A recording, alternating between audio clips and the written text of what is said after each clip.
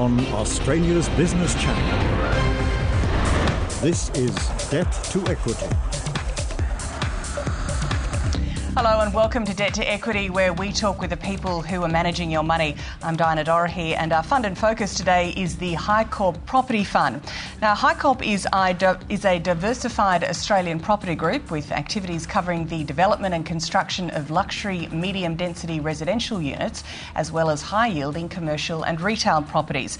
As of March this year, HYECORP had over $100 million worth of development projects forecast for the next 2 years, and so far has delivered a 50% return to investors in 18 months, a figure 63% above forecast expectations. And joining me now to discuss it further is Group Director Michael Abalakian and his son, Stephen, Development Director. Gentlemen, welcome to the program. Thank you. Thank you for having us.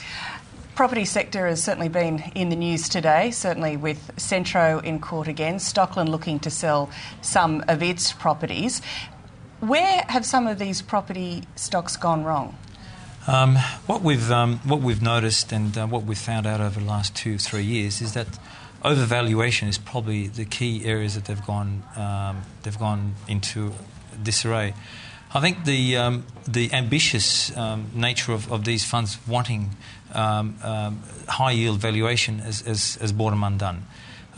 Traditionally, the return that investors require, property investment is derived from, is around about 6% or so. Yet these funds are all offering 9 to 10 to 12%, and we know that wasn't sustainable. And the only way that these funds were able to return this sort of amount to investors was by revaluing. And after a number of years, these valuations have caught up to these funds, and hence the returns were not able to be met. So it just comes down to a basic greed factor. Well, basic greed, yeah. I mean, over ambitious on what they could yield at the end. Okay. I think that's really... Because you've actually had personal experience of this in terms of exactly the same properties, neighbouring properties, different developers, and much different prices. We have. In a direct comparison is West Point. About 2 years ago, a famous collapse of the property group.